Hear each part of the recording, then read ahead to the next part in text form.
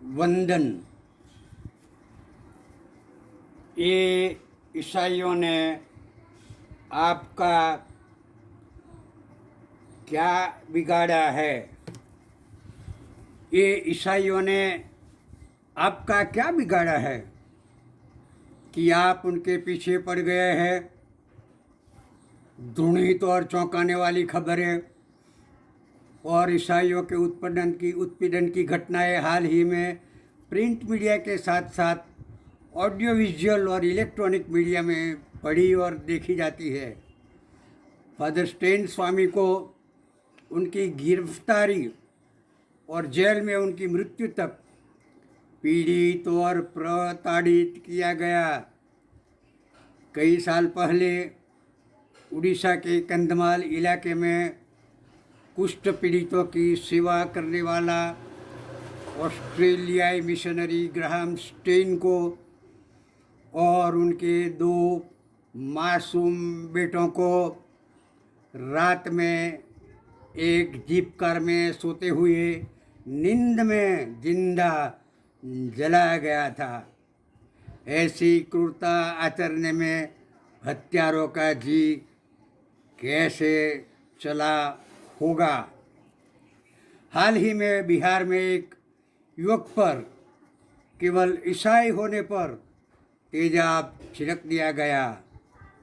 उसकी हालत बेहद गंभीर पाई गई। सुनने में आया है कि अब ये युवक इस धरती पे नहीं रहा है।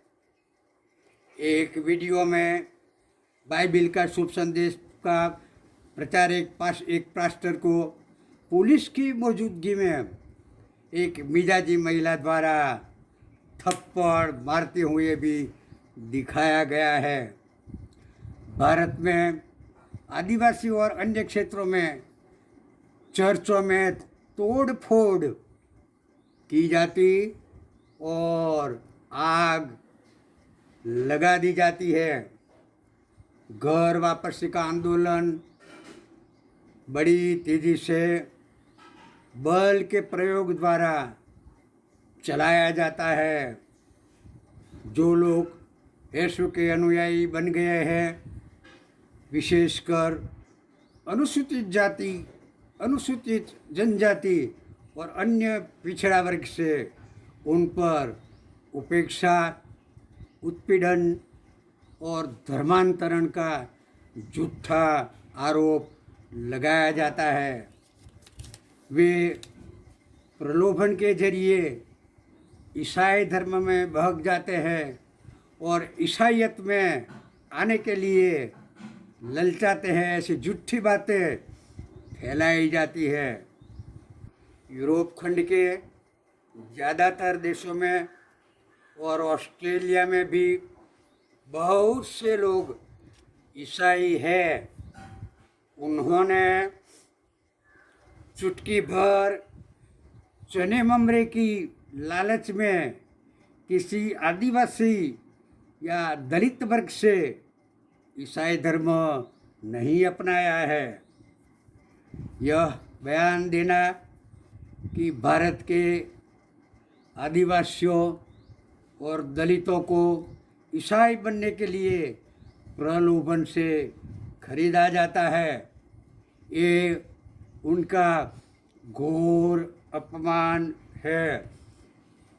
यह कान खोलने और सुनने जैसा है कि ईसाइयों सड़े हुए प्याज या हलीम वाले लोग नहीं हैं। बाइबिल में ईसाइयों को राज्यमान्य याजक कक्षा का और प्रभु के खास लोक का दर्जा दिया गया है। वे प्रतिभावंत और विश्वसनीय लोग हैं। बेईमान लोगों का काम भीड़ इकट्ठा करना, ईसाइयों को प्रताड़ित करना और पीटना है। ये मारपीट करने वालों को अब संभालने का है, क्योंकि सही समय पर उन्हें अपने कर्मों का बदला मिलने वाला है, ये सोच लीजिए, ज़्यादा देर नहीं लगेगी। ईसाई बनना ये मरजीवा जैसा मरने के मर के जीने वालों का काम है, ये साधारण लोग का काम नहीं है।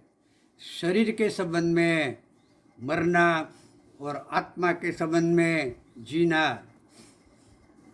जो लोग सताओं में रुचि रखते थे, उनके पास यीशु और उनके शिष्यों को सताने के लिए कुछ शब्द नहीं बचे थे। इसीलिए उन्होंने यीशु के खिलाफ बेतुके आरोप लगाए, झूठे गवाहों ने वाहियात सबूत पेश किए, मजाक उड़ाया, थप्पड़ मारा, कूड़ा और बालों से जख्मी कर दिया, सूली पे चढ़ा दिया और यही सूली या क्रोस पर मार दिया गया। ऐसे महान यीशु के बारे में पूर्व राष्ट्रपति डॉक्टर राधा कृष्णन का कथन है कि जहाँ तक मैं समझता हूँ, दुनिया में एक ही व्यक्ति है जो गुरु कहलाने के योग्य है, वह और कोई नहीं बल्कि नासरत का यीशु है। यीशु के लिए स्वामी विवेकानंद का बयान इस प्रकार का है, अगर मैं नासरत के जीसस के समय में फिलिस्तीन में होता तो मैं उनके पैर धोता, अपने आंसुओं से नहीं बल्कि अपने दिल के खून से। पाखंडियों ने यीशु को और उनके 11 शिष्यों को इतना सताया कि उन्हें शहीद होना पड़ा। इससे ज़्यादा क्रूरता और क्या हो सकती है भला। इसके बावजूद भी ईसाइयों की जनसंख्या लगातार बढ़ती जाती है, क्योंकि इसमें ईश्वर का पराक्रमी और अदृश्य हाथ काम करता है। जिसने युवक पर तेजाब फेंका, जिस महिला ने बाइबिल के सुसमाचार के लिए एक विनम्र उपदेशक के बाएं गाल पर तमाचा लगाया, और जो लोग भक्ति स्थलों और चर्चों पर आक्रमण करते हैं, उसे यह समझने की ज़रूरत है कि ऐसा करने से ईसाई प्रसारण और बढ़ती रुकने वाली नहीं है।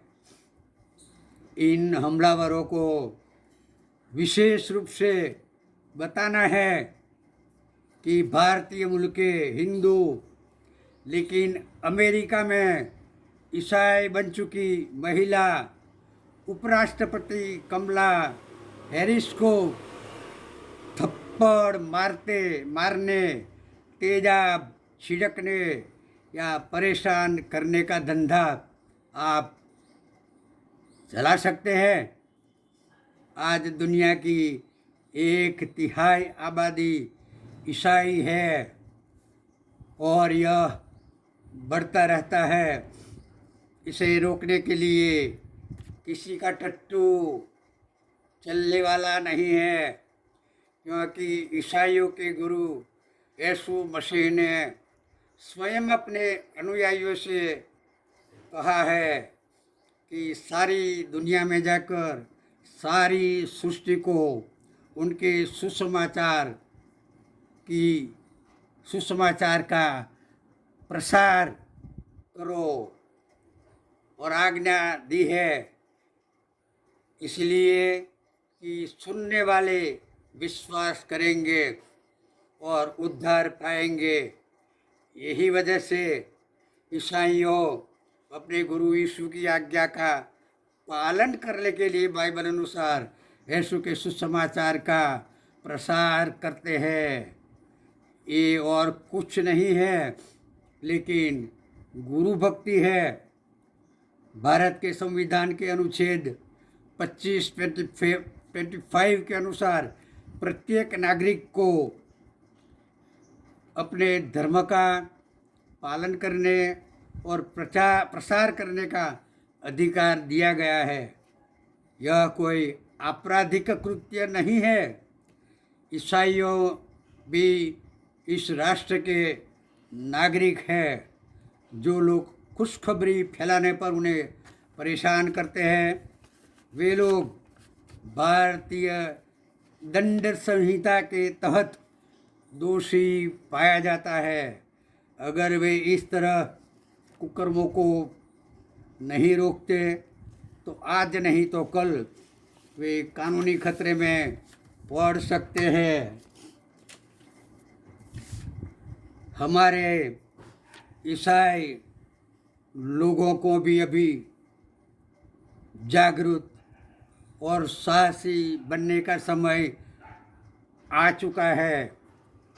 इस संदेश को ज़्यादा से ज़्यादा फॉरवर्ड करना ईसाई समुदाय के और सामाजिक हित में है। अभी के लिए बस इतना ही। आगामी दिनों में नई घटनाओं के साथ फिर मिलेंगे। तब तक प्रतीक्षा में रहिए। आभार।